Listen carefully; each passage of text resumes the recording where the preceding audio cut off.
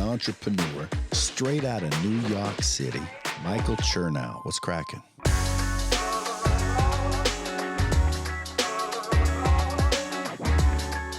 So when it comes to that person, right, you're gonna find a moment in your deadlift where the pain triggers. For me, it's up top at the extension. I remember thinking back in the past when I would lock out my deadlifts, that's when my pain would trigger. It was never off the ground.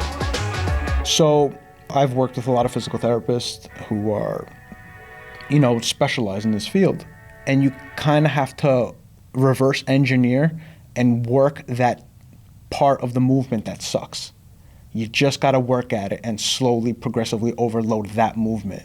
What's going on, everybody? Welcome back to the Creatures of Habit podcast. Today's guest is a very good friend. Today's guest is a guy named Teddy Pantelis. He is a Greek god. I got to tell the story of how I met Teddy.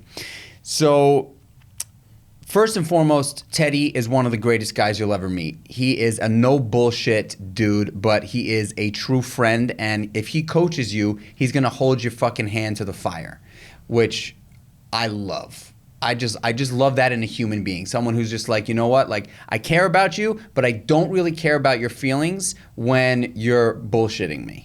And that's basically Teddy. He's amazing that way. But Teddy's a general contractor, and he's got a coaching business where he coaches a lot of elite athletes in the bodybuilding arena for fun. He does it for fun. That's like how crazy this dude is. He does it for fun. He's a competitive athlete. He's not competing right now. Who knows if he gets back on the stage? I'm going to let him talk about that. But he is a top tier men's natural bodybuilding athlete and competitor with a lot of hardware that he could talk about. But how did I meet Teddy? So in 2018, I ran the New York City Marathon. And I was at the gym after the marathon, a couple days after the marathon, and I lifted weights, but I wasn't at all lifting heavy weights. I'd been a lean athlete for a long time in Muay Thai and long distance endurance running. I lifted weights just to sustain some sort of muscle definition in my body, because I want to look good, and lifting weights is the answer to looking good. However, I ran into a friend. Her name is Roxy Jones. She's awesome. Roxy's amazing. She's also a coach in fitness and nutrition, and was competing as well in bikini. And so she stopped me in the gym and she said, "What's next?" And I said, "I don't know. Probably another marathon, maybe an ultra marathon. I don't know." And she was like, "Why don't you do bodybuilding?" I was like, "Bodybuilding? Like, I'm fucking 155 pounds. Like, what do you mean bodybuilding? Like, I'd have to put on 80 pounds. She's like, no. Like, you've got a good frame for physique bodybuilding. Why don't you do it? And I was like, I don't even know where to begin. She's like, let me give you my friend's number. So she gave me Teddy's number. I went home. I didn't call Teddy right away. And then the next day, I was like, fuck it. I need something new. I've been doing long distance running for a while. I'm gonna call Teddy. I'm gonna see what he says. If I call him and I like it, I'm gonna commit to it. I'm gonna do it. I called Teddy. I met him. He's my kind of guy. And Teddy coached me for basically most of 18, all of 19, all of 20, all of 21, all of 22. So 5 years. He got me a pro card, and we competed as a pro. We placed as a pro. Teddy's a fucking man. I'm so grateful to have him on the show. He is why I know so much about nutrition. He is why I am fanatical about strength training and resistance training, how important it is to me, how important it should be for you. And we're going to hear all about it today. Teddy Pantelis, welcome to the show. Dude, we need to clip that. I don't think I've ever had anyone speak so highly of me in my life, man. Thank you, brother. Dude, it's an honor to be here. It is, man. You know what's funny? I always thought that you approached Roxy because she competed. I didn't know it was the other way around. Oh, yeah. No, That's funny, man. She stopped me and she said, "What's next?" And I said, "I don't know." So, it's funny. I'm actually coaching Roxy's boyfriend at the moment. Yeah, so it's funny. It's full circle. I wish I remember the first call. You know what I remember? Because no matter what, we kind of always judge a little bit off of appearance. I thought, Roxy recommended you. I'm like, he's some city guy, this, and that. Man, little did I know we have so much in common, from our upbringing to our knucklehead days to where we went afterwards and just how much we connected just as friends, just as brothers. And you're so coachable, dude. Like, you're one of those, like, give me more, give me more. I almost have to, like, restrain you from the work. And I could ask for a client like that every day of the week, man. That's you know, nothing you better. said that to me before. I think just for people listening, like, I would love to understand from a coach's perspective, because I coach a few guys now too, and I have been for a little time. Like, I understand what it feels like to have somebody who's really in. Yeah, it's a beautiful thing. It's a beautiful thing. Yeah. It's a very, very different experience than having to, you know, when you get a client that basically is like, yeah, like, I know what you want me to do, but can I do this? Yeah. And you're like, okay, you can do whatever you want. You can do whatever you want. So wait, I want to interrupt you on this because I have something, because I talk to my other friends who coach us and that, and we call that the negotiation phase. And if you start negotiating right off the bat, it always tends to result back to, I'm going to keep doing what I've always done, but I have a coach now, I'm going to expect different results. It just doesn't work that way. You go back to your old habits, you're going to go back to your old physique. It's that simple. You know, you start giving a little bit and giving a little bit and giving a little bit, and all of a sudden you've regressed. And that's just not what we do. We're paid for results, we're after results, and there has to be a point where it's like, give me 3 weeks, give me 4 weeks of 100% compliance. And once you start getting them, like, holy shit, I just lost X amount of pounds. I can see lines in my stomach right now. My wife complimented my shoulders or my arms. You get them that, you get that hook in right there, because that's how we all started bodybuilding, for example. Remember when you started working out and you started getting those first compliments? That's like where the addiction began. That's where it began for me. It's like my friends noticed, like, holy shit, what have you been doing? Like, yo, this works. And then that's it. The addiction happens. So it's the same thing with a client. I think a big part of coaching that's not spoken enough of is the psychological aspect of it. It's a big mental game. Instilling confidence, instilling discipline, comfort, also knowing, like, you're not alone. If you got to contact your coach and I got to talk you through something, we can. So there's a lot to it in that regard, I think. What is it like? So for someone listening here who's on the fence about hiring a coach or has had a coach and then didn't feel like it was working, they didn't get the results, chances are it was them, not the coach.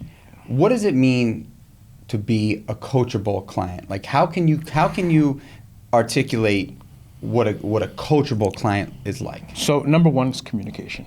Communication is so important. And that's just not like you telling me what I want to hear. I need to hear the bad, I need to hear the good, and most importantly, I need to know your history prior to coming with me. So like diet history, for example. I coach a lot of female athletes, and diet history when it comes to female athletes is paramount. You know, if you're a chronic cardio or chronic low-cals or chronic yo-yo dieting or crash dieting for vacations and this and that, your metabolism is not going to be in a place where you're going to respond to a deficit right now. And that makes me look like a bad coach, and that makes, emotionally, it takes a toll on me because I want to do good. You know, I want to keep my track record of I can get you shredded. I can get you muscular, shredded, ready, and surpass your goals. So that's one aspect of it. Another thing about being coachable is you have to hold yourself accountable. There's only so much a coach can do for an athlete if the athlete, like, I can lay out the framework, but you have to do the work. I can only give you the blueprints, a lot like contracting. You give me the blueprints, I can create it. I'm giving you the blueprints now. You just have to trust the process, communicate, discipline, and then just what's the word I'm looking for? Just execute. What if someone that you're coaching is telling you one thing, but you know? Oh, I'll call them out. Yeah. So how do you help someone if they're... Because I've been there. Mm-hmm. You know, I've been there. Because I know. And I'll tell them, like, I know what you're telling me right here, but there is no way you're 100% compliant. There's just no way. Because I know there's the phases of the times when they were compliant and how the response was. And when, especially when it comes to a male athlete. Because a male athlete really is going to respond week to week. A female athlete's more month to month due to hormonal cycles and whatnot. But that's another topic for another time. But when it comes to men and they're holding back, like, that's why I track weight daily. Because it's such, I know a lot of people like to say this bullshit of scale doesn't matter. Scale matters. Well, it's a data point. People talk about scale like it's some emotional connection to it. It is a data point. Just like food has X amount of macros in it, weight is a data point. So if all of a sudden, all week, you're 182 pounds, and then come Saturday morning, you're 187, you did something, okay? You tell me you didn't, you're lying to me. Because men don't spike 6 pounds in a day. And don't tell me you just sodium in your chicken. So things like that, man. You have to, like my coach told me something one time. There's coaching and there's friendships. When it's business, there's no friendships. That's it. So you have to separate the two, when it's time. I remember Roxy said to me, I think I was texting her after I had called you and spoke to you for the first time. And she said to me, she's like, look, the truth is that I don't doubt that you're going to be able to get there physically in terms of the amount of the physical exertion that you're going to have to, that is required to actually be a competitive bodybuilder. The nutritional piece with you in the restaurant business, I just don't know. And the truth is that Teddy's not going to beat around the bush and tell you something that you want to hear as opposed to what's actually going to be the truth. So I think, the podcast, this podcast, the platform, and, over time it's actually gone a little bit off in different directions because I get really interesting people and I'm not as interested in exactly what they do every single morning and every single night. Yeah. Although I do want to hear what you do for your morning and your evening routines and a few habits because I know you're like me where structure is like so fucking important. Yeah. It gives me peace of mind. Right. Like that Jocko Willink, discipline equals freedom. Because it's true. You have your structure. I don't have to think about it at all. I know what's for lunch. I know what's for breakfast. I know what time I'm eating. I know where I'm eating. I don't have to think about it. So I could put my head and bury it into my work. I can just dedicate my time elsewhere because that's automatic. There's no thought. You wake up, you go. And because you do that 90% of the time. Yeah. If not more. Like you're actually one of the sick guys. You really are one of the sick dudes that very rarely has like a meal where you're like... Yeah, and you know what that reason is? I don't feel good the day after. Right. It affects my sleep negatively. I wake up, I feel like my skin's puffy. I don't sleep as great. I sleep later, and I'm like you. I'm team 4:30, team 5 o'clock. I want to be up. I want my day going. Those days of sleeping till 10, 11, they're gone. So, I just don't feel good. And I like to eat to feel good. I cook decent, I cook my food well. If I do eat out, it's always going to be a smart decision. I don't really, I'm going to have a steak, and even then my side's going to be a vegetable. So it's not like I'm going off the rails in that regard. And if I do, it doesn't affect me too much. Just because, like you said, discipline equals freedom. I have so much allocated in my discipline account that when it's time to do something else, I don't have to think about it. It's negligible at that point. I could eat what I want and I can keep going forward, but I don't feel well. And I like to feel good as often and as many days in a row as I can, period. And you know what's so interesting? I've been saying this, a bit. Because I think if I was not married and did not have kids, the days of having pizza at my house would be very few and far between, right? Like I know the people are always like, how do you eat so clean? And honestly, you know the answer to that. You just fucking do it, right? Like you gotta be able to say no. Do you get the question of don't you get sick of it? Oh, all the time. I love the shit that I eat. Or the live a little. Yeah, I'm living. And I have a lot more energy than you. I sleep better than you. I wake up better than you. I get more done in the day. Like, who's living? What is living? But I will say that there is for me, at this stage of my life, specifically now that I'm not competing. Like, when I was competing, you could slide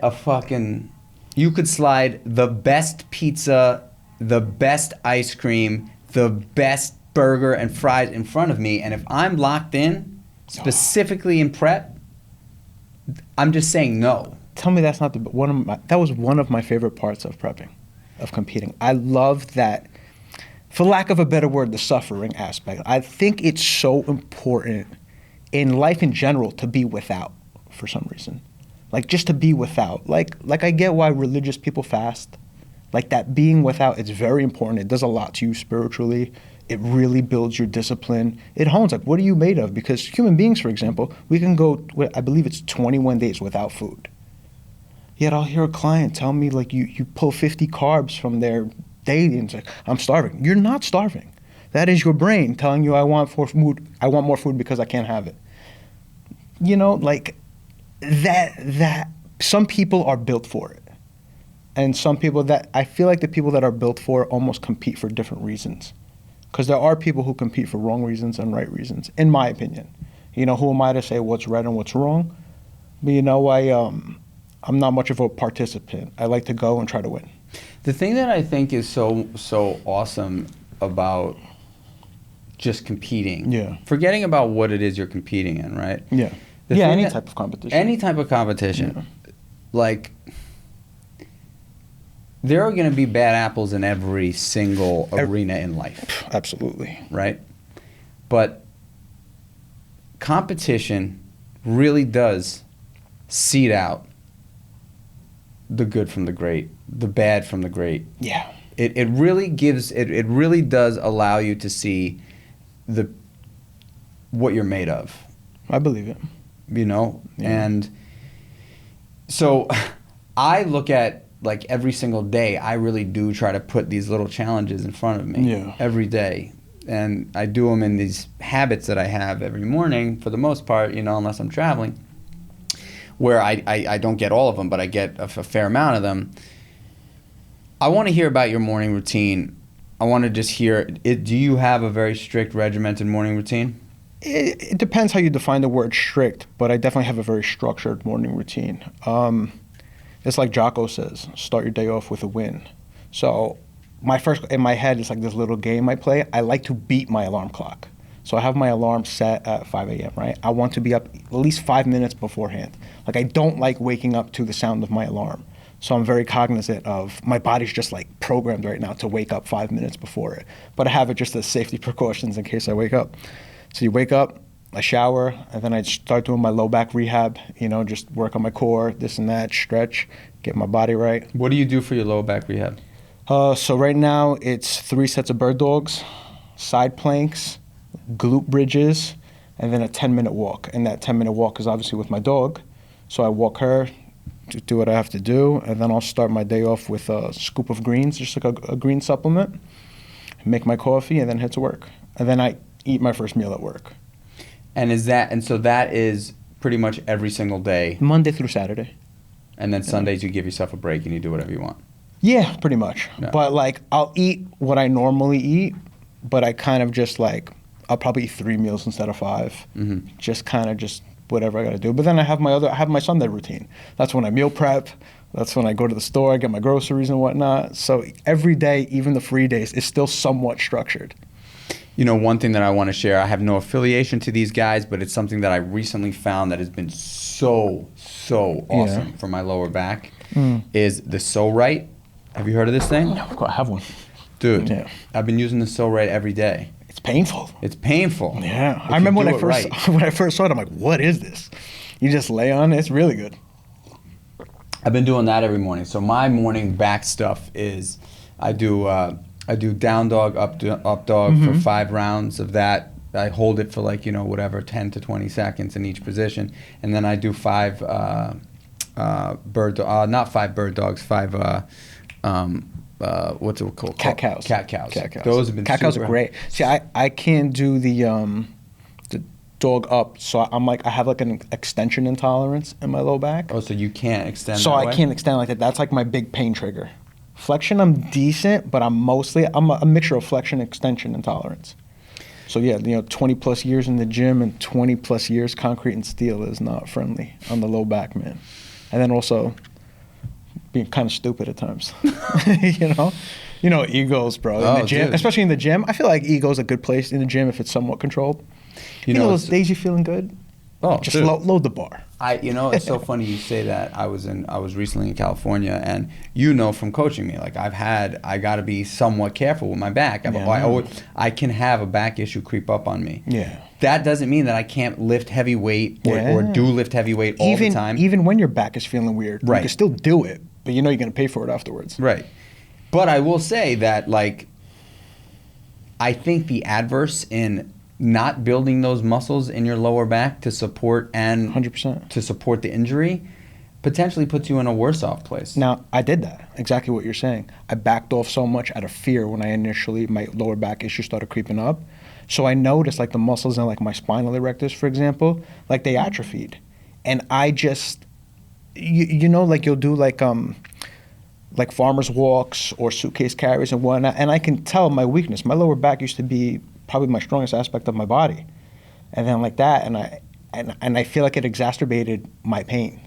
So working on that and starting to add in like those low back movements to like strengthen it has definitely helped me. One thing that, you know, a little sidestep, because I think it's important to say, one thing that would be really cool for the listener is if someone is battling with lower back issues and they're afraid to go to lift weights, like, can you give them a few movements to obviously start light, very light, but build up ultimately a few movements that'll help them strengthen their lower back? So I think the first thing when it comes to lower back, because this is what happened to me. Like I remember, if I look back, I can trace back my injury to little moments in time where I was training, where in my head it's like, it's just a tweak. Take a couple of days off, go back at it. So there's always a cause there. It's either a breakdown in form, ego under the bar, this and that. So before you get to the point where you need the movement, check yourself, unload the bar a little bit, form check, get your biomechanics right, start lifting. Now, other than that, I think McGill Big 3 is probably a great step for most people. So that's the bird dogs, but they got to be done right. You could probably find them on Brian Carroll's Instagram. He's a co-author with Stuart McGill on The Gift of Injury. So that's going to be super helpful. So they got the bird dog, the side plank, and the McGill curl up. So it's like, in a way, it's kind of like a dead bug. You've done dead bugs on the floor, right? Similar to that. On your back. Yeah, but this is like your feet are still up. It's just hard to explain, but Brian Carroll has great videos of that on his Instagram. Okay, so we'll point to that in the show notes. So you're basically saying the McGill, what is it? The McGill Big 3. The McGill Big 3. Yeah, and that's for Dr. Stuart McGill. He's based out of Canada. Okay, and so if someone, let's just say, is like me, has lower back issues, but is already in the world of lifting weights, building strength, but they're afraid to add a little extra weight to that deadlift. Okay. But you're trying to get this person to a place, you know, that the squat, the deadlift, the bench press, the overhead press, the barbell curl, like those movements are really going to help you be a better bodybuilder. For sure. Like those are like... They're just, and not even specifically those movements, but those patterns, like a squat pattern, a hip hinge pattern, whether it's a Romanian deadlift or a conventional deadlift or a sumo deadlift. A lot of people, because biomechanics are different on all of us. You know, some tall people have, with long legs, have issues squatting a certain way, this and that. But if you find your pattern like a split squat or a Smith machine squat or a front squat versus a barbell squat, those patterns have to be trained, in my opinion. Mm-hmm. You know? All right, so... what was your question about? No, so I guess the question was like, how can you help somebody build their deadlift, let's just say, that has some lower back stuff like me. Yeah. I'm just saying this. I know that like Teddy and I are both, we're not doctors, we're not scientists. By any means. Yeah. But you know, there's a lot of experience between the two of us in the room, right? So I've now got a 415 one rep max deadlift, which is big for me. Yeah, I remember when you were trying to get 405. Yeah. So I've got a 415 deadlift and I've got a bad lower back. Yeah. And most people would say to me, all right, you're 165 pounds. You're deadlifting 415, which is pretty damn good. You've got a shitty back. Like, how is that possible? Yeah. And it's totally possible, right? Yeah. It's not going to come without some shit going down. Well, almost every world record powerlifter has herniated disc in his back. Almost every single one of them. You know, it's very common. Most people who have herniated discs are actually asymptomatic. You know, it's the rare few like me and you who are symptomatic in that regard. What do you suggest for the person who's trying to get that deadlift up? So when it comes to that person, right, you're going to find a moment in your deadlift where the pain triggers. For me, it's up top at the extension. I remember thinking back in the past when I would lock out my deadlifts, that's when my pain would trigger. It was never off the ground. So I've worked with a lot of physical therapists who are specialize in this field. And you kind of have to reverse engineer and work that part of the movement that sucks. You just got to work at it and slowly, progressively overload that movement. So you almost got to just work, like rack deads, for example, right? You start working on the extension, you get that extension stronger. So if your pain's off the ground, you kind of work that aspect of it. So you build that area that you suck at, because that's a breakdown right there. There's something that you're doing wrong. Either your stance is wrong, your pelvic tilt is wrong, your posture is wrong. And if you find that and you can make that area better, your whole lift is going to get better. So if there's somebody that's listening to you right now, what kind of advice can you give them to help, like where can they go to help them figure this shit out? Wow, that's a tough question.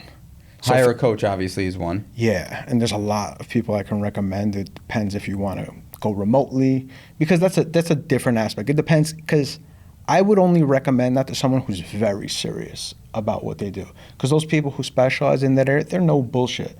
Powerlifting, they're an interesting group of people. They're animals. They're animals. So, they don't want to waste their time. But there's good coaches and bad coaches in every field. So it's a tough one. I can't really direct someone to a specific place, like a general place for them to look up, like what do I do? But there's great people like Steffi Cohen. She's a world record powerlifter, but she has a great Instagram, great social media. She's got a lot of, I think, who else is there? Lane Norton's pretty decent when it comes to information, and social media's run really well. So I would just look for someone who's credible. Like, credibility is everything in the sport. Credibility and what other people say about them. Because everyone could talk themselves up to the moon. But it's what others say about you in this field that's really important. But are these people accessible? Like if somebody's like, hey, I really want to build my deadlift. Yeah. And they're like, I can't get past 225 pounds. Yeah. I can't get past 185. There's other folks that are going to be more accessible, and it also depends on, financial situations of people. What you want, how serious is it? Competitive, or is this just for, just for leisure, for example? If that's the case, there's endless tutorials online. Like the Australian strength coach, I forgot his name, but he's got a phenomenal Instagram page with tremendous amount of tips. So he's actually, Hafthor Bjornsson, the world's strongest man, he that's who trains him. But his Instagram's incredible. I literally believe it's Australian strength coach. He's excellent. I want to change direction a little bit, because I want to get into like what you do. Okay. I want to know and what you do, and then I know also being a coach, you coach a variety of different people that want to compete, people that just want lifestyle, people that want to just lose weight. That kind of just happened. The coaching thing? No, the turning into the lifestyle coach. It was all competitive for a while. That's initially what I wanted to get into. But it's funny, like I fell into bodybuilding by accident, I fell into coaching by accident, and it all had to do with women. So that was fun. Yeah, the way I started bodybuilding, I was dating someone for 6 years. Didn't work out. So, for lack of a better word, I was like, fuck this, I'm getting shredded for the summer. That's it. That was my plan. I'm like, I gotta feel better, I'm getting shredded. And I didn't know what the hell I was doing, so I stopped eating carbs. That's it. I went like 6 months, it worked. I got lean, but it wasn't great. I didn't know much, you know what I'm saying? I was in my 20s, I didn't know much. I was still working out from Flex magazine. I had no idea natural bodybuilding was a thing. So my brother's like, why don't you compete? I'm like, dude, I don't do steroids. I'm not competing. What are you talking about? Same thing as you. I'm like, I'm 150 pounds. Yeah. Like, what am I competing? He's like, no, this whole thing, natural bodybuilding, blah, blah, blah. Long story short, I ended up getting linked up with a coach, started competing, and I was hooked. Now, fast forward a couple of years later to 2016, I believe it was, I met another girl. She saw that I competed, and at that point, I competed for 3 years. So she asked if I can help her get ready for a show. I'm like, all right. I'm like, it's better than what she's doing. She was doing it on her own. She didn't know what the hell she was doing. Ended up getting her in really amazing shape. I was like, wow, that felt really good. Like, getting her in shape and her, like, her response towards it and how gratifying it was for me to be like, she's that happy because of how I helped her. I was like, whoa, like, let me try. So for about a year or two, I just helped people for free. Because I didn't feel like I was in a place where I could even charge someone, because I just didn't know enough. I wanted that experience. And I just kept producing, and everyone was happy. And then just that ended up turning into a business. So yeah, that's how that went. So I love that, like, that is naturally how that progressed for you. Yeah, right? yeah. You know? Just all accident. What let's just use a generalization right now, because I think it's going to be hard to get into like the, you know, like I know you've got a client who I look at sometimes that is he's just an oddball. The dude is I think you fed him 350 grams of carbohydrates. Dude, I fed him 1,000 carbohydrates in a 36-hour window, and his weight did not budge. Yeah, I mean, it's did not budge. It's weird. That was during the peak. Yeah, it was crazy. That's some weird shit. I've had females like that too. Roxy was like over a 48-hour window, like 1,000 carbs, just to fill her out. Now, in hindsight, I probably should have started filling her out earlier, so I didn't have to push so much in that thing. But that's a boring topic. She leaned out like crazy. Yeah. I mean, she really crazy. Yeah. But so I want to talk about the 3 different phases. I want to talk about a bulk, a maintenance, and a cut. I don't necessarily want to talk about cut to peak, because I think that's like such a small it's very percentage. nuanced, yeah. But I'm talking about the normal person, not the normal person, the active person that could potentially consider themselves like an athlete of some sort, right? Yeah. Like a person whose fitness is basically a big part of their life. Big part of their life. Someone that's really into it, that really wants to dial it in. Okay. What are their macros in a bulk, in a maintenance, and a cut? Let's call it, for a man, let's say 165 pounds, 12% body fat. Yeah. So I think the easiest way to start it is, let's go like calories, for example, right? So when it comes to a woman, average size female, guys, apologize, women aren't average, you're all great. I like 2,000 calories to be like, I need that. I need 2,000 calories for hormonal health, just metabolic. For a woman, just 2,000 calories. The macros are gonna go, depends how they process foods, fats or carbohydrates. Those are gonna shift depending on how that person, processes them. But as in terms of protein, I'll see how much they weigh, right? An ideal body weight, basically 10 pounds down, 10 pounds up, right where they're at. That's kind of like where I like to set their protein, at least to start. And then I'll fill the rest in with carbohydrates and protein. And their carbohydrates and fat. Carbohydrates and fats, excuse me. And their fats, I will not dip below 40 to 50 grams at first. And then I kind of just monitor them for about 2 weeks. And in that 2-week window, if they're being 100% consistent, I'll know where to adjust. So, but let's just use for an example for the people listening so that they can understand. Let's say woman, 5'4", 130 pounds. Okay. So she's got 130 grams of protein. She's She's in good shape? She's in good shape. Okay. She's in decent shape. Yeah, so I would keep her protein right at her body weight, if not 10 grams more. But I'll probably start at body weight, 200-ish gram carbs, depending obviously if she's healthy and everything's good, and her fats probably around 50 to 60 grams. I think dietary fats is super important. So you're going to start at 130 protein, 200 grams of carbs. Yep. And 50 to 60 fats. 50 to 60 fats. Yeah. And how long are you going to run that, and what are you looking for? I'll run it for 2 weeks, and I won't let it budge, unless things are going crazy in one direction. Training and non-training? Depends. It depends what the goal is. Are we just getting them in a good place? Are we trying to build muscle? Let's say we're in January. Yeah. Like everybody in January wants to make the change, and they're trying to be in bikini shape, for June. So I'll probably stabilize it right away. Because before I slash any type of calories or lower anything, I like to find their true maintenance. I feel like that's very important. To find where you are stable at. Like, this keeps you right where you're at. That's what you need to find. Because then you can define a surplus, then you can define a deficit.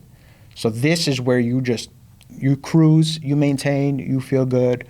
Weight's not really going up and down too much. A pound here up, a pound down there.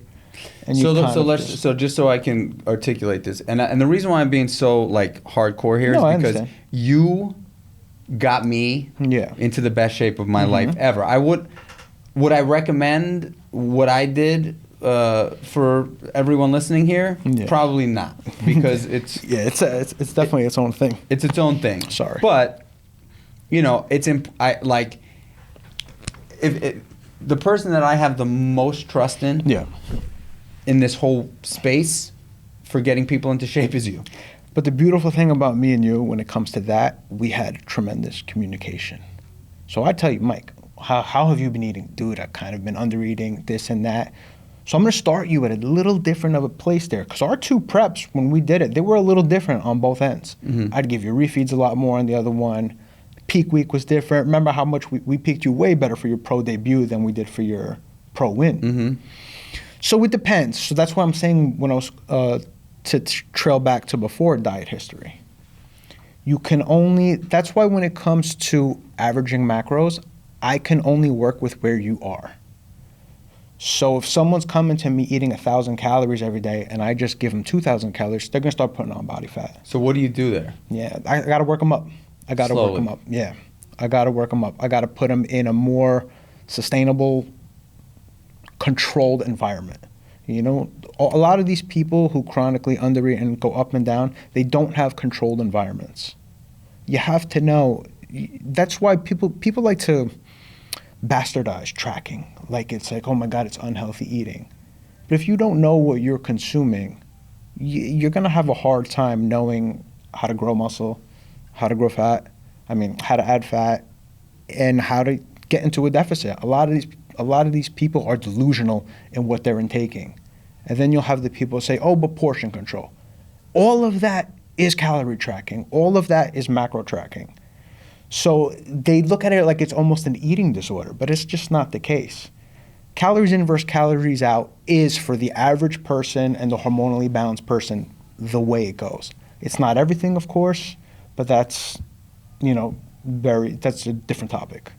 All right, so let's just say, all right, so female, 5'4", 130 pounds. She's eating 130 to 140 grams of protein, about 200 grams of carbohydrates, and about 50 to 60 grams of fat. Something like that, yeah. That sounds right. Male, 180 pounds, 5'10", 5'11", 15% body fat, in good shape, active, fit, wants to not get completely shredded to, the sub 6% body fat arena, but wants to rip off his shirt in the summertime and look awesome. Muscular dude? Muscular dude. So where I'd start him? Yeah. Again, my goal is to find his maintenance level. Now, I'm a high protein guy, especially when it comes to men, so I'm going to have him at about 225 right off the bat. 400-ish carbs, something along those lines, 300 to 400, depending on what he can control. And fats are going to be anywhere from 75 to 90-ish. Probably a good starting place. That's if that person doesn't know what he's intaking, and I get a rough idea of, just by speaking to him, what he eats in a day. And so you think that macro split, 225, 400... 300 to 400. That's what I say. I need that cushion because I don't know where they're coming from. So that for you is, because the weird thing is, I never ate that much. I think in maybe in our 2 bulks at the peak, I was eating 300 grams of carbohydrates, I think. We were definitely in the high 200s at one point. But the beauty of you is you don't put on fat. You're not a guy who puts on a lot of fat. You stay relatively lean. You have a great body composition, even at your highest weight. You're always going to have abs. But the funny thing is that I'm sure I could... you always made fun of me. You're like, yo, dude, you're not going to eat. you're not going to eat what I tell you. You're in a bulk. I know you're not. Yeah. Remember what I told you before? That psychological aspect of coaching. You have to coach the person. It's not always the numbers. Because I have to keep you in a place where you are going to be happy, number one. You're going to perform, number two. And we're going to get you to your goal, number three. But how many times did I beg you? I'm like, Mike, let me get you to 185, get you huge. It's just what I wanted. Because I see you and I'm like, oh, I just want to get my hands on the machine and just build him. Like Frankenstein, this guy. But, it's that psychological aspect is very important, man. It's so funny. I'm on my way there with CrossFit, right? Yeah. Because I'm eating for performance now. And I'm not eating for aesthetic, really, even though I definitely want to look good. So I'm in a kind of a funky place because I know that I'm probably... Knowing you're undereating. I'm sure I'm undereating. Guaranteed. Yeah, I'm sure I'm undereating. Guaranteed. I saw your videos when you were out in California. I actually been meaning to ask you about that. That energy in that place must have been awesome. Oh, yeah. Yeah. Isn't it crazy how energy in a gym or in your environment, what it can do for you? Like it can just unlock another gear Oh, in dude. training. It's like It goes to show you the mental aspect involved in training. it's one of my happiest places, Yeah. and that's why I make sure to be there at least 5-6 days a week, at Yeah. least. You know, it's like for me, people say to me, and even you would say, "Yo, dude, man, like, you know, just Controlling you was always my most difficult, Take a day, difficult part. bro. Yeah, Take a day. I remember I used to beg you. I'm like, Mike, rest day, no cardio, no training, sit on your butt, chill with the kids, just hang out. I need you to relax because bodybuilding is different. You know, it's not really performance. You want to maintain your performance under the bar, no question about it. But you're not beating anyone with numbers. My whole goal with bodybuilding is muscle preservation. That's basically what any fat loss phase should be called, a muscle preservation phase. Right. Because it's never a smaller, weaker, tinier version of you. It's a leaner, better, you know, more aesthetic looking you. That's what we're after. All right, so let's just lock this in so the person listening can kind of walk away with some idea. So you got 2 weeks, a 2-week period of time that you put them on this. It sounds to me like you are doubling their protein in carbohydrates. Here's a good way for like a general person to look at it. Let's say there's a 6 foot person. He's 220 pounds, right? Eating 3,000 calories a day. 200 to 250 grams of protein. You set that in. The rest of your calories, fill them up with carbohydrates or fat, whatever you digest best. How would you? I would say this, don't let your fats go over 90, for example. It's a good starting place. Start at like 75, 80, a moderate place, and then fill the rest in with your carbohydrates. You mean just start go right with, there. so your base number is going to be your protein, yep. right? You set that protein. And then you're going to, 1 gram of protein is 4 calories. You're going to have a 3,000 calorie window, right? So let's say you're doing 75 grams of fats. 1 gram of fat is 9 calories. Do that math, and then whatever you have left, that's your carbohydrates. Start right there. Monitor yourself, which means track your weight for 2 weeks straight, but be 100% consistent, 100% honest, and train. See if you're stagnant, if you're going up, if you're going down, if your weight's tracking down and your goal is to lose fat, stay right there. You want to make the least moves but get the most out of them. That's the beauty of a fat loss phase. You don't want to keep just, because your body is an adaptive machine. The longer you stay at a lower calorie, that's going to become your maintenance, because we're built to survive. We're built to survive on the least amount of food. That's just evolution. So you want to be able to have moves under your belt to keep going, to keep progressing, and to stave off that metabolic adaptation. So I just want to say this loud and clear to everybody listening. I am not a unique human. I am not a genetic phenom. You're pretty unique, bro, in a good way. But I'm just saying, no, anybody can do the shit that I've done. Absolutely. Right?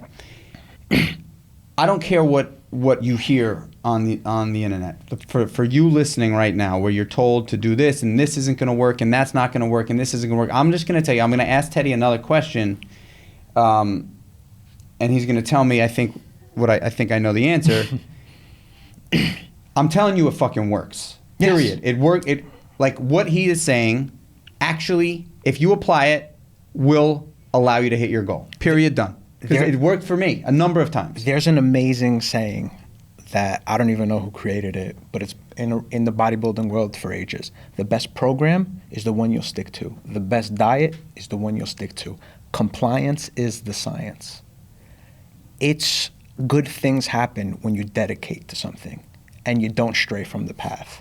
A lot of people I'm going to do macros. No, I'm going to do calories. Today I'm going to do portion control. Which is it? Because at that point, you're not being 100% accurate. You could be up 300 calories, down 300 calories, up 500, and you're no longer in a deficit. You're no longer in a surplus. You're just spinning your wheels. Stick to something. The other thing that I want to say, that I think by listening to you say that, made me think of this, what we're talking about is a luxury thing to be able to think about. Absolutely. It's a luxury thing to be able to think about. Absolutely. It's somewhat of a privilege. It's a privilege to be able to consider for your life. Absolutely. Right? However, that said, it's not for everyone. No. But I will tell you that if you can harness your nutrition, meaning you develop a healthy relationship with your nutrition and you can dip in and dip out when you want, you have a healthy relationship with your nutrition and a healthy relationship with movement, meaning you don't dread action in fitness or some sort of movement. Gotcha. You will be a better human being and a happier human being. No question about it. Period. Done. No question. But there's a direct correlation between physical fitness and mental health. You can't detach the two. You know, when your body, you live in this body. When that's functioning well, this is functioning well, and vice versa. So we kind of understand the nutrition, and then I want to talk about building in a cut phase and like what that looks like. But I also want to ask before that, because I'm sure people are wondering, cardio. It depends on age, depends on a lot of things. It's a hard one to generalize. At the end of the day, some cardio a couple times a week is good just for health benefits. You know, at the end of the day, it's cardiovascular health. So it is great for your heart, you know. But it also depends on the person's profession. Like Roxy, for example. She was a Soul Cycle instructor when I coached her. I didn't give her a single day of added cardio because that was her job. You know, when I was working on job sites and prepping for a show, my cardio was a quarter of what I used to do. You know, because I'm on my feet all day, you know, lugging concrete around. So it depends where you are. But a baseline, I mean, you could walk daily. It's always great. You know, I'll probably start there. 10,000 steps. Nah, even that's a lot. Even that. That's good for like the person who just like, even if you could hit 6,000 steps a day. For the person who's stationary. Like someone who's working a desk job, for example. 6,000 steps is going to be like, get that, you know? And if you want to increase that, and if that's your average, go with 8,000. If you want to cut down and lose fat. Okay. How important is cardio? It's not necessary. It's going to help you. It's a tool. It's a tool because there's two ways you get into a deficit. It's a negative energy balance. One, you're going to lower your calorie intake, which is your stored energy in your body. Or two is create the negative energy deficit by adding more expenditure. So you're burning more calories, your movement, you know, your NEAT, your bliss, your miss, your hit, whatever you want to call it, or your steps. So you're saying, and I guess it's hard for me because I was a competitor, so it's hard because as a competitor, do you think cardio is necessary? It's a great tool. Most are going to need it, but it's not necessary for everyone. No. You can just get there basically by nutrition. Yeah, if a person if a person has 20 pounds to lose, for example, right, and they don't have a very adaptive metabolism, which means they'll respond well to a deficit, they're not going to need much cardio if their calories are in a good place. Like if they have 3,000 calories and I got to pull 20 pounds off them, we'll do it. You know, we probably won't need much cardio. Couple of sessions. I've had plenty of girls not surpass like 4 sessions of 20 minutes a week. You know, which is nothing. You know, you're probably not even hitting your 10,000 steps in that. If you prescribe cardio, yeah, is there a time of day that you have found it to be more effective? So the science proves that it doesn't matter what time you do it. Post-workout, fasted, this, and that. Me personally, I find the psychological benefits of doing fasted cardio incredible. And it's like, you don't even want to say fasted cardio in the natural bodybuilding world. They'll look at you like you don't know what you're talking about. But psychologically, it just puts your brain into like, oh, we're burning fat today. You know, and it's like that second workout. It starts your day. You're energized. It just does so much. That placebo effect is very real in my opinion. You know what's so weird? So we did, towards the end of a prep, we would, you know, you never had me doing a lot of cardio. You didn't need it, see? Yeah. You didn't have me doing a lot of cardio. But like, we'd start really doing cardio a couple of days a week in the beginning of a prep for like 20 minutes on an uphill treadmill, basically. That was the only cardio that you and I really did together.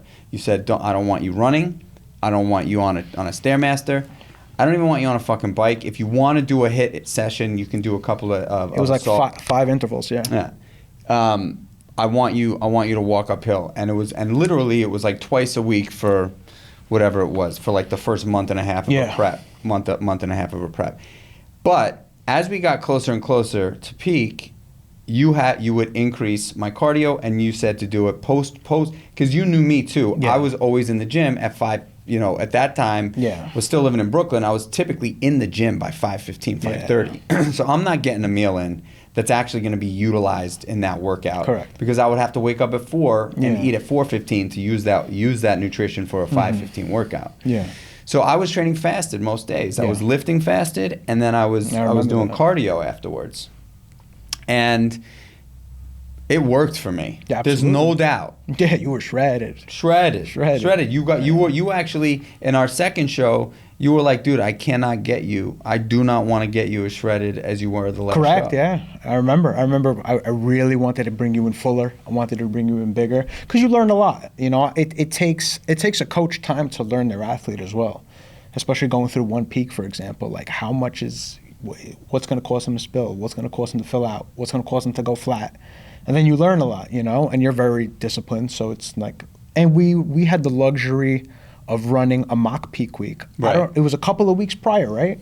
Yep. It was like 1 or 2 weeks prior. I remember that, and I'm like, okay, we know what to do with this guy. No, it was more than that. I think it was like might have been a month. It was like 3 weeks. Or something like that. Which is great. That's where you want to be. You want to be like, because you were ready then. That's what gives me the confidence. Like, I'll just run a mock peak week, and after that, it was just relaxing your body, recovering your body, letting you cruise in, no stress. I know what to do. I know what he can handle. I could push a little bit more if I need to, and it worked out great, man. It's so funny. I think back on that show. I saw the guys, like, in the lineup. I knew who was going to win the show, right? I honestly didn't even think I was going to place in the show. Yeah. But somehow I did. Mm-hmm. The guy that won the show was literally double my size. Yeah. He was double my size. And then the guy that came in second was not as tall as the guy that won the show, but his back was double my back. Crazy. I look at those guys and I'm like, how are these guys natural? And you know what's funny? People will look at you and be like, oh, his genetics, right? There's people who blow our genetics away.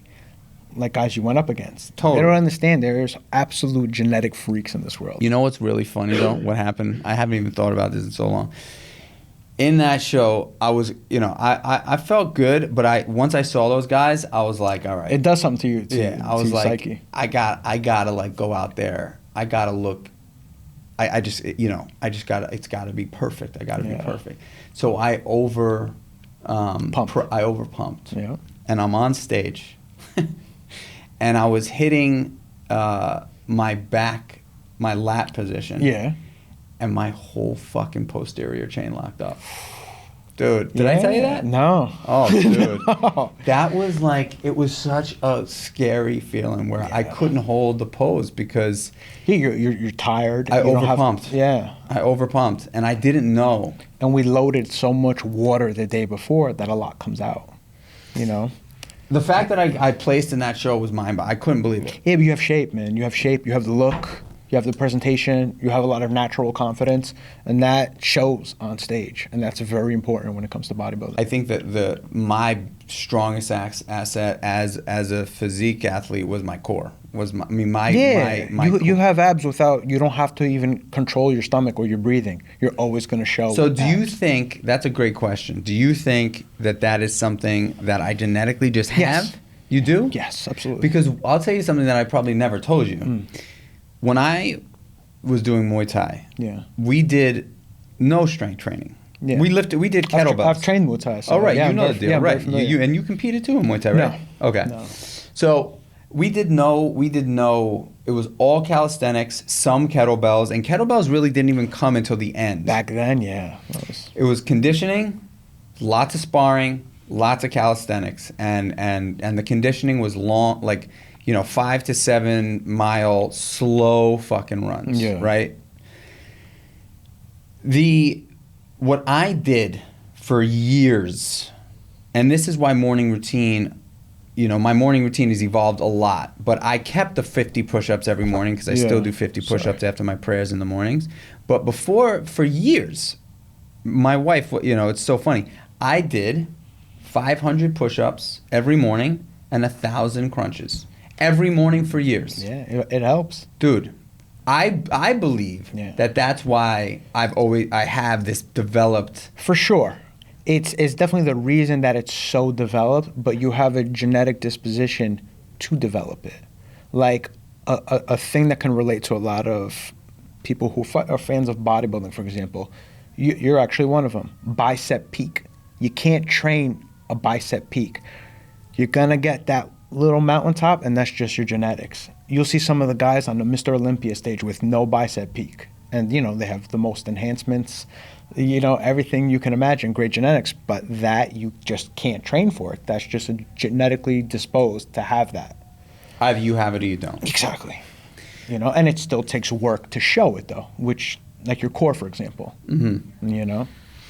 All right, so now I just want to, before we wrap this up, I want to just quickly talk about, a cut. And I want to talk about, so you got somebody, like you try to keep a female, let's just call it generally at 2,000 cals. A male, you'd like to have a male at around 3,000 cals. Yeah, anywhere from 3 to 4, depending on the person. Okay.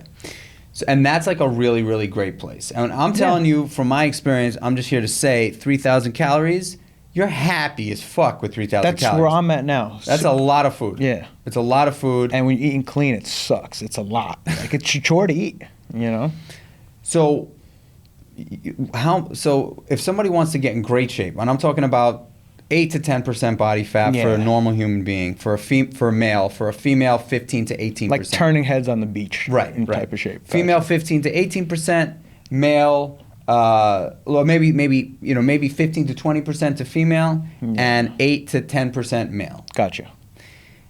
You're at 3,000 cals.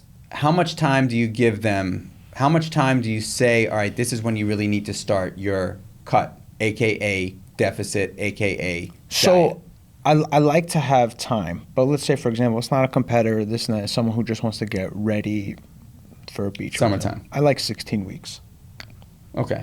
Because in that time frame, I could do diet breaks of sorts where I can have multiple refeeds, or a couple of days where it's just like, here, we're going to boost your calories, just eat that, no training, back off, just to stave off that metabolic adaptation I was telling you about.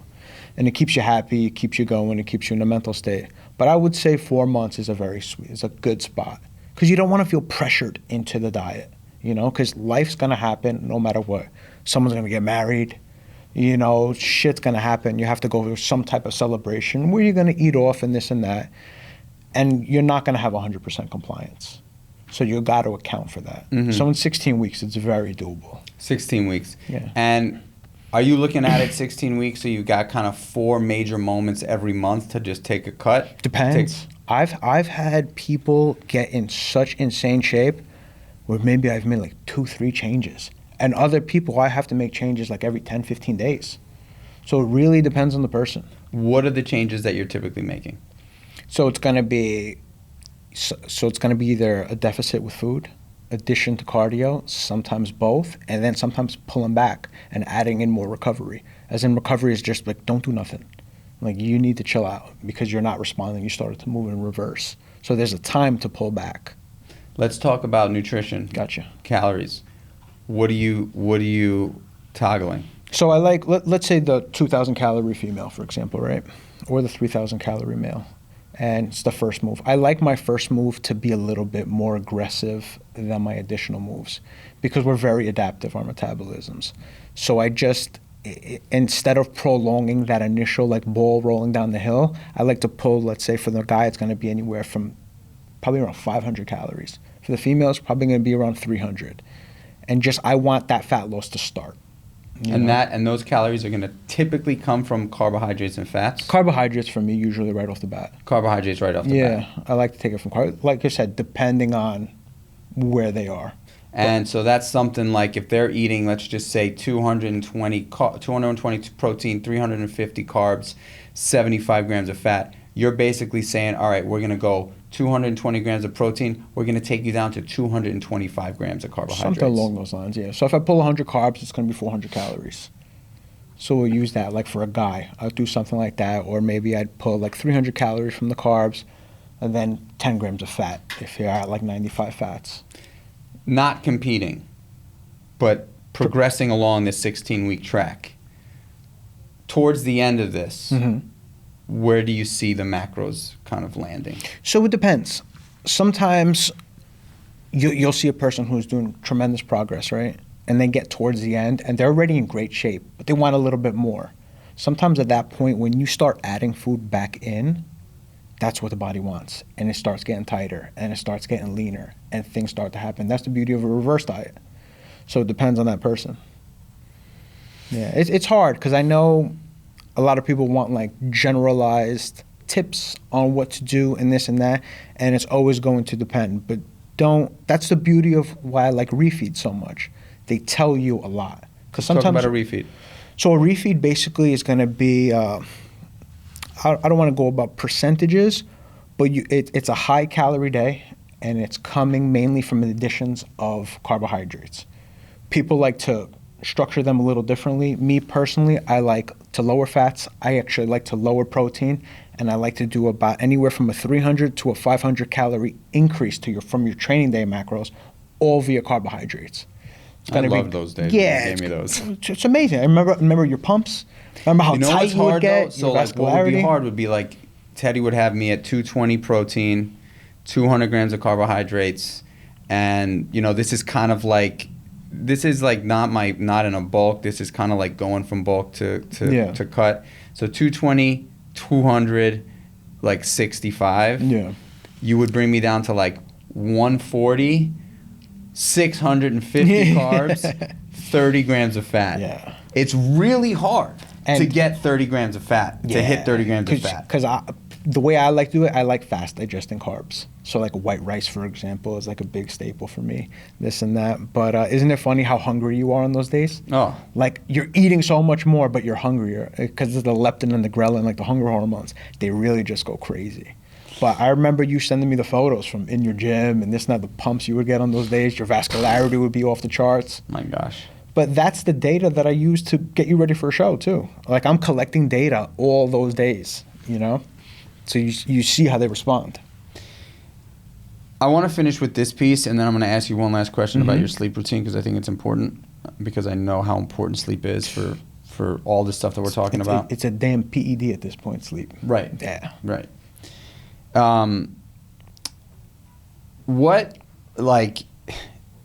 Tracking is really, really hard. It for me and you, it's not hard. Yeah. We're used to it. We understand it. And now I can honestly say that I track my protein because I know I need to hit my protein. Dude, I'm very similar, because if I don't track my protein, what happens to me is I undereat. Right. And same thing, when I'm out of my routine and out of my environment, I will undereat. That's the main reason I continue to track, so I don't undereat. Protein is so important. And you taught me that. Yeah. You're like, yo, dude, I know you're not gonna hit your carbs. Even I know you're not gonna not on the low side. You're like, you'll definitely hit your carbs when they're low. Yeah. You will not hit your carbs when I prescribe high. The one thing that I just need you to make sure you hit is your protein. Yeah, because I had to spare your muscle on the way down. I mean, you're friends with Dr. Gabriel Lyon, right? Mm-hmm. It's another one. Protein. It's so damn important.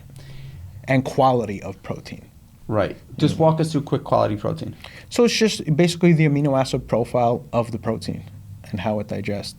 I mean, I'm not trying to talk bad about anyone who's vegetarian, whatever your choice is, but they don't have the same amino acid profile. And that's the building blocks of muscle, of hypertrophy, of muscle sparing, of maintaining muscle on the way down. It's very important. Quick list of ideal proteins for people listening. Eggs, whole eggs, egg whites, wild caught fish, bison, that's my number one, organic chicken, ground turkey breast, your Greek yogurts, I love Fage. Those are 5 great ones. Obviously your whey protein. I like pea protein a lot. Pea protein's great, especially for your digestion. People tend to digest that very well. Even on like a rice protein, those are great for anyone who has like digestive issues, things like that. So those direct proteins I really like. What about carbohydrates? My favorite carbohydrates. So when it comes to carbohydrates and it comes to food in general, what you can digest. Always look at that. Because some people, for example, they'll eat a sweet potato and they'll have GI distress. Dude. Don't eat sweet potatoes. I'm so pissed that I can't eat sweet potatoes. Yeah, I have a lot of things. I can't eat too many bananas for that reason, and I love bananas. But same things, like it'll just bother my stomach. So I like little red potatoes. Sweet potatoes are good if you can handle it. Oatmeal, of course. I'm a big oatmeal fan. Cream of rice. Fruits. I love berries, very high in antioxidants. Your cauliflower, your vegetables, your dark green vegetables, cooked kale. Regular kale uncooked can cause a lot of GI distress in some people, especially with like a tricky stomach. So cooked kale is definitely going to be better in that regard. I'm not sure why, but I guess it just digests better. Yeah, those are some of my favorite carbs. And then fats. I'm Greek, so extra virgin olive oil is number one for me. But I love macadamia nut oil, avocado oil, extra virgin olive oil, and coconut oil. The beauty of those is it's so easy to track. 1 gram weight-wise is 1 gram of fat. So that's easy. But egg yolks, I like omega-3 egg yolks. I like my fats coming from wild-caught salmon, like my omega-3s.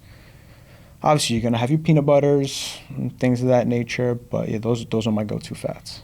All right, so you and I are very comfortable tracking macros. We understand what it means to meal prep. We understand that we typically do it on. I do it on Sundays, and it covers me pretty much Sunday, Monday, Tuesday, Wednesday. I do a little meal prep on Thursdays to get my last Thursday, Friday in there. A Thursday, Friday, Saturday rather. And dude, that's funny. We're very similar.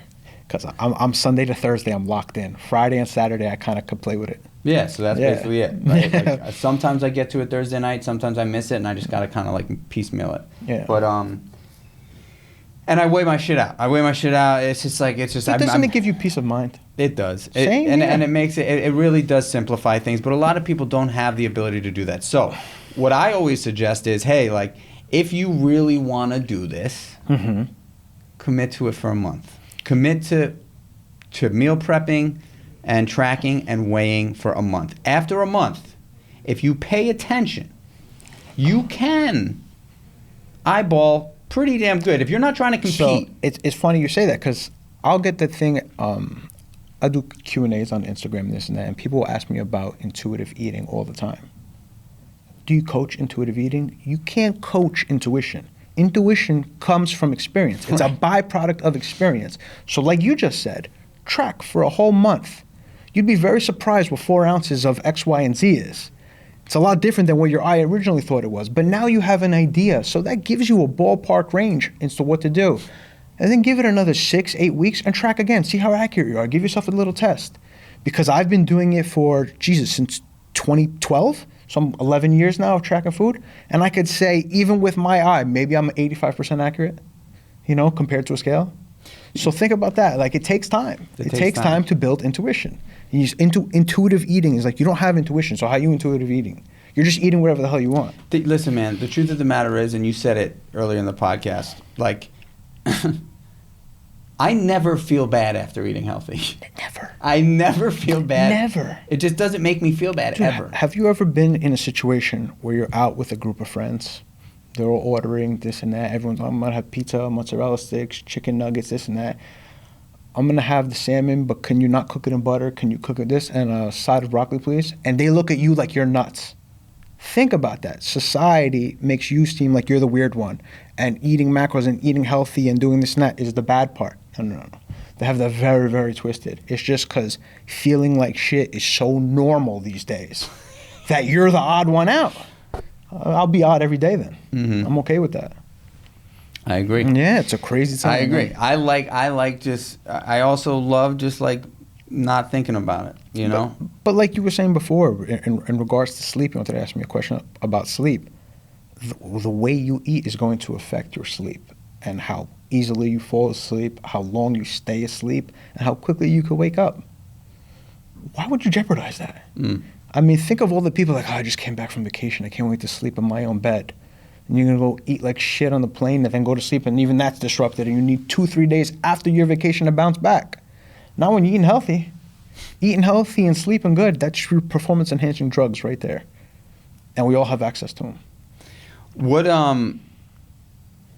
So do you think that that's something that, like, somebody said it to me. I don't know if it was you or if it was somewhere I read it. Basically, and it made a ton of sense to me. Basically said, if you're going on a road trip and you got to drive from New York to Michigan, you're not going to, like, guess when to put gas in your car. Yeah. Exactly. You're going to look at the gas gauge. Oh, but don't track. It's going to tell you. No, you're tracking. It's going to tell you, what the car needs to perform to get you from point A to point B. Yeah. And if you don't look, chances are going to run out of gas at some point and break down, and you're not going to get you could still get there, but it's going to take a lot longer. It's a beautiful thing what you just said. Just because you can doesn't mean you should. And that's with so many things in life. Can I diet down with Rice Krispie treats and garbage food and this and that and lose fat? Yeah, you absolutely can. You can fill your day with a bunch of shit, get into a calorie deficit, and still work. But can you do it with micronutrient-dense foods? Preserve a lot of muscle, get down there more optimally, look bigger, look leaner, look tighter, and be at the same body weight? You sure can. Which one are you going to take? Sleep is so important. You taught me that too. Paramount. You would say things to me like, "How long?" You know, I'd be like, "Damn, Ted, I'm like, I can't, like, I'm stalling out." And you'd be like, "All right, how's your sleep?" Yeah. Rest up, take a rest day, sleep 8 hours, hit me up in the morning, new low. Yeah. So true. Cortisol levels are a motherfucker, man. You know? So what is your sleep routine? And then we got to wrap this bad boy. I'm like clockwork. You know, I know when my last meal is. I drink tea about 2-3 hours before bed, just so it doesn't interrupt my sleep. I'll get like my last meal in. My last meal is really light. I do 2 Greek yogurts and a bowl of fruit. Something along those lines. How long before bed? Half hour, depends. Mm-hmm. Depends when I want to go to sleep or when I have that meal. But it's pretty close to bread. And I take 3 milligrams of melatonin, just so I have like deep sleep. And it just really helps me. And I just lay down. I put my phone away. That is the number one thing. Put your damn phone on the charger. Put it on Do Not Disturb and don't touch it, because you ain't going to sleep scrolling on your phone. And I'll either watch some TV, but I'm lucky. I'm one of those people. It's like, I'm going to go to sleep now, shut the TV off, roll over, and I'll be out in 10 minutes. Like, I can just put myself to bed like that. And that's it. You know, it's so interesting. I feel like the hardest part for people when it comes to the sleep department is that what you just said. Which one? Turning the TV off and walking into bed. Yeah. That's the hardest thing. It's discipline. It's the hardest thing. I feel like that piece. I got to get you nightcap. I saw you. I got to get you nightcap. Yeah. Your thing? It's my thing. Oh, shit. And it's the second product from Creatures of Habit. Yeah. So sleep has been so integral to my success in just every area of my life. It gives all your hormones a chance to just get to their normal levels. Cortisol, time to drop. Your testosterone, just to get to where it needs to be, just put you to sleep. It's like it's your reset every day. It's your cool down period.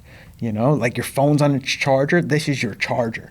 Your bed, your iPhone. You're the iPhone right now, and you're charging, and you're getting ready for that next day. I mean, dude, it's like I learned this with contest prep specifically. Like you're not training. I'll tell someone, you're not training today. You're not training tomorrow. You're sleeping. I want you to sleep in.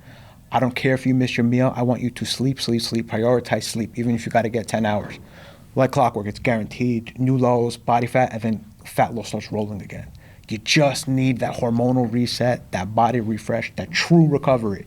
Because if you're sleeping 4 or 5 hours, you're in a constant state of stress, especially if you're dieting. Because dieting is a stress. Training is a stressor. Not sleeping is an added stressor. You're in a constant state of elevated cortisol. Nothing's going to function that way. You know, if your internal body's not functioning, the outside's not going to function either. And you want to put yourself in a position to succeed. So do you think that sleep is as important as the fitness and the nutrition? It's right up there. You have to have it. You have to have it. If you really want to perform. Yeah. Yeah, I would say your nutrition and training is like your foundation, right? Sleep's right there. Sleep's that next step of importance. Out of fitness and nutrition, what is the... It's a tough one because they kind of have to coexist depending on your goal. But if you're just an average Joe, your nutrition's number one. Your nutrition's number one. If you're a competitive bodybuilder, they're equally important, you know? But then again, you can have like genetic elite with the most garbage nutrition and still like they could put on muscle just by looking at food. You know, so those people don't count. I just got to ask because I think I got you here. I'm just going to ask and then we're going to wrap. For the person that's going to the gym. Yeah. Male or female. They're really trying to, and let's just be straight up here. the I don't want to get bulky question, thing. It's just if that's a thought that's crossing your mind, It's insane. It's insane. It's so hard to get bulky. I have been trying to get so huge my entire life. It is so difficult to put on a serious amount of muscle. You are literally built not to do that. It is so damn hard to put on a massive amount of muscle. You're not going to get bulky. And if you do, God bless you. I've since I've started CrossFit about, I guess it's now 10, 11 months. Yeah, it's been that long, huh? It's been that long. I started maybe when we launch this, it'll be 10, 11 months. Yeah. It's been since September. Sure. I've gone from a filled out medium, I'm a large now. Yeah. For the first time in my life, I'm a large. And You know where I notice it most on you? Your upper back. Oh, really? Yeah. I can see it. So, normal human, Mhm. but loves fitness, loves lifting weights. They really want to see results, not including nutrition. Let's just assume that their nutrition is on point. Mm-hmm. What is the one thing that they should definitely focus on? Get stronger. And what is the best way to get stronger? Progressive overload. Yeah, so a very broken down way of doing progressive overload, for example, right? Let's say someone wants to bench press. You got 100 pounds on the bar, and I want you to do 4 sets of 10 to 8 reps. So what I mean by 10 to 8 reps is I don't want your number dropping below 8, but I don't want you surpassing 10 for 4. So let's say you could do 10 reps, and then it's like 8, and then 7. Like shit, you didn't get the prescribed number of reps. Next week, you got 10, 10, 9, and 8. The week after that, 10, 10, 10, and 10. Oh shit, I nailed what I wanted to do. Good, bump up the weight the next week. Repeat. Progressive overload. That's like a simple way to do it. What about failure? I think one of the most important things for anyone who seriously wants to put on muscle, learn how to take a set to true failure. It is so important. You have to know what it's like. Because what you think is failure, like an RPE scale, for example, like most of your RPE 10s are an RPE 7. Like you don't know what you have in you. Like I was telling you before, that environment that you were in California, man, I bet you felt like you could have ran through a fucking wall. You don't know what's in you. There's so much more. Like David Goggins talks about it. We're just 40% of what we're capable of. There is so much more in you. Learn what it's like to take it to failure. Do it with a training partner. Be smart about it. I mean, I've died under a barbell many times where you got to drop, 300-400 pounds off your back. But I know I failed, and I know what I can capable of. And knowing what you're not capable of is just as important as knowing what you're capable of. You have to know what you can't do as much as it's the same thing like business. Learning what not to do is sometimes the best lesson to keep going, to keep growing. Teddy, you're a fucking legend, dude. No, you're the man. I love you, bro. I love you more, man. I like. I appreciate you, bro. It's crazy. I don't mean to interrupt you, but it's crazy that like we developed such a friendship, and it's really cool because it's funny because I get people who send me like your stuff so often, not knowing how tight I am with you or that we even have a connection whatsoever, and it's cool, man. It's like I'm almost proud, like yeah, that's my friend, So it's awesome, man. It's awesome to see everything you're doing, the way your business is growing, just your world. The world that you've built for yourself, man, I love it, man. It's an honor. You're my brother, but you're also someone I really look up to too, man. Like I love seeing you. Truly, it's so rare to see someone living the American dream in today's world because it's very difficult, and you're doing it, man, and it's inspiring. Thanks, I love dude. it, man. I'm like blushing over here. I really. Yeah, it's the truth, man. It's true. I talk to my pops about you. My pops is a Greek immigrant. And he loves it. He loves seeing it. He thinks your body's incredible. Like it's awesome, man. I've seen your pops. There was a couple of videos where you like when you were like in your last show, your pops was Posing like critiquing your physique. Dude, if I get his approval, I'm gold. That guy doesn't give out compliments. Anybody who's looking to change their overall outlook on life, and I say that because fitness has changed and saved my life and saves my life on a daily basis. Anybody who's listening to this podcast and wants to change that for themselves, or you're in it already and you want to step it up a notch, you want to see what you're capable of, do me a favor, hit up Teddy. because any picture that you've ever seen of me in that, like, you know, shredded phase is under Teddy's tutelage. Thank you. 100%. I appreciate you for that, and I appreciate our friendship, man. I really do look at you as a brother, even though we don't get to hang out as much. So right, man, we're doing it. You're the man. You dropped some serious knowledge. I know that the listeners have got some amazing, amazing value today. Where can they find you? So you can find me at TeddyGrams84 on Instagram or CoachTeddy.com. And you just find anywhere, just contact me, application, newsletter, whatever it may be. Easiest way. Awesome, dude. All right, my man. You're the Appreciate man, you, brother. Guys, thank you again for tuning in to the Creatures of Habit podcast. This one was a really good one, man. There was a lot of connection in here. I know from personal experience that what we talked about actually does work. You're going to hear a lot of stuff on the internet. You are going to see a lot of stuff on YouTube. You are going to, there's so much information out there. The reason why I was so excited to get Teddy on the show was not only to show that, like, he's my coach. He's been my coach for a long time. We have developed not only a mentor-mentee relationship where he is my mentor and I am the mentee here. I'm so stoked to be able to be where I am in life today, and be able to build the life that I've built, and also still have people that I just like look to for guidance, look to for teaching me, learning from. I believe if I stay coachable for the rest of my life, I will stay humble. I will be happy. Humility equals happiness. It's just that's just the truth. So there was a lot of stuff here. The stuff that we talked about works. I'm telling you, it works. If you want to dig in deeper, do yourself a favor and go DM Teddy. Or hop onto his website and check him out. He actually did a lot of programming for us at Creatures of Habit too. So if you want to get some of that stuff, you can hit us up as well. He built us some meal prep stuff and some fitness programming. But do me a favor. Pass this podcast off to somebody you love, a friend, a family member. Hey, if you've got an enemy out there and you want to bury the hatchet, send this podcast to them and say, hey, I thought about you. I listened to this. I thought about you. I want to, it made me think about you. I want to send this over to you. Maybe you get some value here. You never know. That could save a friendship. That could save a relationship with your family.